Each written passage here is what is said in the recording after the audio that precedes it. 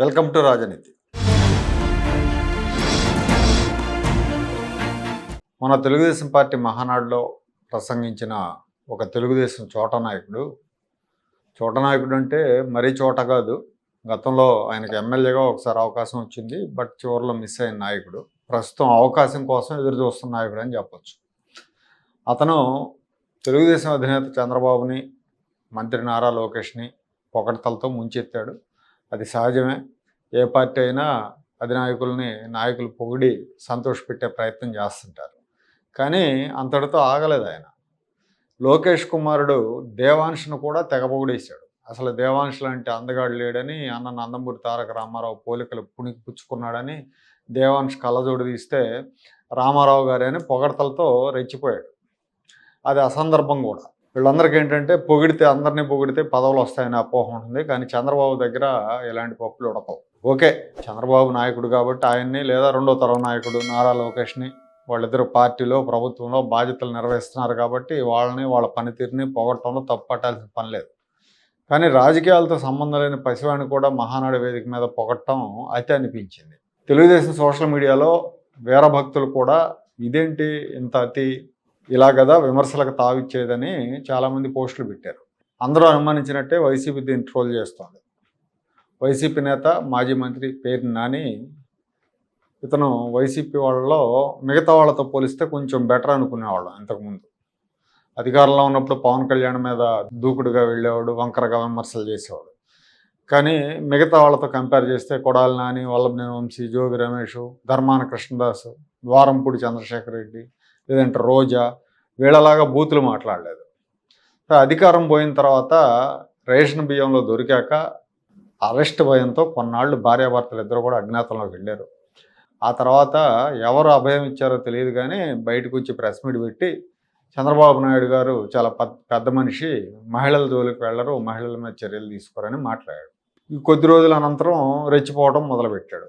రాష్ట్ర మంత్రి కొల్లు రవీంద్రని అరే ఒరే అనటం, సవాళ్లు విసరటం, పోలీసుల మీదకి వెళ్ళి వార్నింగ్లు ఇవ్వటం, ఇవన్నీ మొదలెట్టాడు. తాజాగా మరింతగా దిగజారాడు. అంటే బహుశా దిగజారకపోతే జగన్కి దగ్గర కాలేమనే భయం అనుకుంటారు. వీళ్ళందరూ కూడా దిగజారి మాట్లాడటానికి కారణం ఏంటంటే జగన్ మెప్పు కోసం. మహానాడులో చంద్రబాబు మనవడు నారా దేవాంష్ను కూడా పొగట్టం మొదలెట్టేశారు. మహానాడంతా భజన, నాయకుడు భజన తప్ప వేరే ఏం లేదని విమర్శలు గుప్పించాడు. సరే, మహానాడు మీద విమర్శలు చేసినా, లేదా కూటమి ప్రభుత్వ విధానాల మీద విమర్శలు చేసినా తప్పులేదు, దాన్ని వాళ్ళు రాజకీయంగా ఎదుర్కొంటారు. కానీ అతను ఎవరో లీడరు, పెద్దగా పేరున్న లీడర్ కూడా కాదు. అతను దేవాంశ్ ఎన్టీఆర్ అంత అందగాడని పొగిడాడు, అది అసందర్భమే, అయిపోయింది అనుకోండి. దాన్ని ప్రస్తావించి దేవాంష్ని గేలి చేశాడు. ఇలాంటి దిగజారుడు పొగడ్తలేంటి అని విమర్శిస్తే తప్పులేదు, కానీ అసలు దేవాంష్కి ఎన్టీఆర్ పోలికలు ఎందుకు వస్తాయి? నారా చంద్రబాబు నాయుడు పోలికలు రావాలి, లేదా ఖర్జూర్ నాయుడు పోలికలు రావాలి, కానీ రామారావు లాగా ఎలా ఉంటాడని వెకిలి కామెంట్స్ చేశాడు. అతనేం మాట్లాడాడో ఒకసారి చూపిస్తాను నేను. చంద్రబాబును వదిలేశారు. అది ఎంత గమ్మత్ ఏంటంటే చంద్రబాబుని వదిలేశారు, లోకేష్ దేవాంశ్ అంట. అరే ఏంట్రా బాబు, ఈ అతి పోగల అతి ఆపండ్రా బాబు అని ఎవడో మాట్లాడతాడు. అసలు దేవాంశ్ కళ్ళజోడు తీస్తే ఎన్టీ రామారావు లాగా ఉన్నాడు. ఓరికి పోయే కాలం కళ్ళజోడు తీస్తే ఎన్టీ రామారావు లాగా ఉన్నాడు. కళ్ళజోడు తీస్తే ఖర్జూర్ నాయుడు లాగా ఉంటాడు, లేకపోతే చంద్రబాబు నాయుడు లాగా ఉంటాడు. ఎంత అతి భజన అనమాట. అసలు మామూలు భజన కాదు.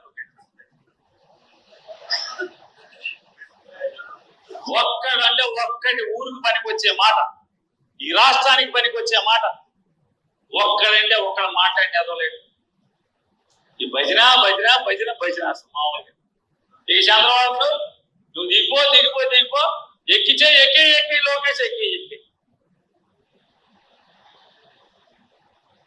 అంటే పోయే కాలం దగ్గర వచ్చినప్పుడు, పిదప కాలం వచ్చినప్పుడు ఇటువంటి పరిస్థితి వస్తాయి.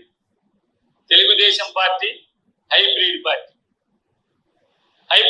అంటే ఏమైపోతే ఎంతెంత వంకాయలు, ఎంతెంత టమాటాలు, హైబ్రిడ్ చెట్లు, ఎంతెంత చెట్లు అంటే ఈ పార్టీ కూడా మెల్లమెల్లగా కూర్చుకుపోదని వాళ్ళే చెప్పుకుంటున్నారు. అది ఎంత పార్టీ అయితే మనకి కృష్ణానది. చూసారుగా, అతను వెకిలిగా నవ్వుతూ వెకిలి వ్యాఖ్యలు చేశాడు. అంటే వీళ్ళు ఎంత ఉన్నత పదవులు అలంకరించినా కూడా, ఉన్నత పదవులు నిర్వహించినా కూడా వీళ్ళ మనసులో ఎంత మకిలి ఉంటుందనేది ఇలాంటి వ్యాఖ్యలు చేసినప్పుడు మనకు అర్థమవుతుంది అన్నమాట. చంద్రబాబు లాగో ఖర్జూర్ నాయుడు లాగా ఉండాలి కదా అని వెకిలి నవ్వులు నవ్వుతాడు. పిల్లలకి తల్లి వైపు నుంచి కానీ, తండ్రి వైపు నుంచి కానీ, ఎటువైపు నుంచి అయినా పోలికలు రావచ్చు. అటువైపు తాతలు, ఇటువైపు తాతల వైపు నుంచి, లేదా అమ్మమ్మల నాయనమ్మల వైపు నుంచి ఎవరి పోలికలైనా రావచ్చు. పైగా ఇక్కడ ఎన్టీ రామారావు గారు, నారా లోకేష్, బ్రహ్మణులు ఇద్దరికి కూడా సొంత తాత కాబట్టి ఆయన పోలికలు వచ్చే అవకాశం ఉంటుంది. ఇప్పుడు పోలికలు కాదు ప్రధానం. మహానాడు వేదిక మీద రాజకీయాలతో సంబంధం లేని పిల్లాడి ప్రస్తావన ఎందుకు తెచ్చారంటే అంతవరకు పద్ధతే. పోలికల గురించి వెకిలి నవ్వులు నవ్వుతూ కామెంట్ చేయటం ఏంటి? కాసేపు సభ్యత సంస్కారం మర్చిపోతే పేరు నాని గారు, మీకు మీ తండ్రి పోలికలు వచ్చాయా, లేదా మీ కుమారుడు కిట్టుకు మీ పోలిక ఒక్కటైనా రాలేదే అని ప్రశ్నించవచ్చు. కానీ సభ్యత సంస్కారం ఉంది కాబట్టి అలా ప్రశ్నించలేను నేనైతే. ఎవరైనా కూడా అంతే. టీడీపీ క్యాడర్ కూడా ఈ విషయంలో పెద్దగా స్పందించాల. ఎందుకంటే టీడీపీ క్యాడర్ వైసీపీ క్యాడర్ అంత దిగజారదు కాబట్టి నాని ఈ మాటలు అన్నాక కూడా పెద్దగా స్పందించలేదు. తెలుగుదేశం ఒక హైబ్రిడ్ పార్టీ అంట. హైబ్రిడ్ అంటే చిన్న చిన్న వంకాయలు, చిన్న చిన్న టమాటాలు అని చెప్తున్నాడు. అట్లాగే ఆ పార్టీ కూడా కృషించిపోతుంది అంటున్నాడు. ఈయనకి హైబ్రిడ్ అంటే అర్థం తెలియదు ఒకటి. రెండోది, ఈయన పార్టీ ఏదో వైసీపీ జాతీయ పార్టీ అయినట్టు, తెలుగుదేశం ఏదో చిన్న పార్టీ కృషించిపోతుంది అన్నట్టు చెప్తున్నాడు. ఈయన పార్టీ అధినేత జగన్మోహన్ రెడ్డికి ఎప్పుడు బెయిల్ రద్దు అవుతుందో, ఎప్పుడు జైలుకి వెళ్తాడో తెలియదు. ఈసారి మళ్ళీ జైలుకి వెళ్ళటం అంటూ జరిగితే ఇక ఆ పార్టీని శాశ్వతంగా మూసేసుకోవటం, భవిష్యత్తే ఉండదు. అలాంటి పార్టీలో ఉండి టీడీపీకి పోయే కాలం దగ్గరకు వచ్చిందని జోస్యం చెప్తాడు ఈయన. టీడీపీ, జనసేన, బీజేపీ కూటమి బంపర్ మెజారిటీతో అధికారంలో ఉంది. సింగిల్గా బీజేపీ మెజారిటీ కూడా దాదాపు 140 పైన సీట్లు గెలుచుకుంది. వైసీపీని 11 సీట్లకు పరిమితం చేసి జనం అంత్యక్రియలు జరిపేశారు ఆల్రెడీ. వీళ్ళకి ఇంకా అర్థం కావట్లా.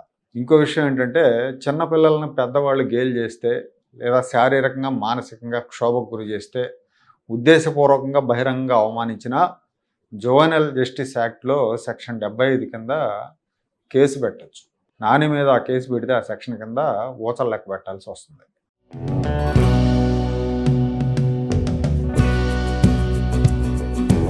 Like, share and subscribe to Rajaniti channel.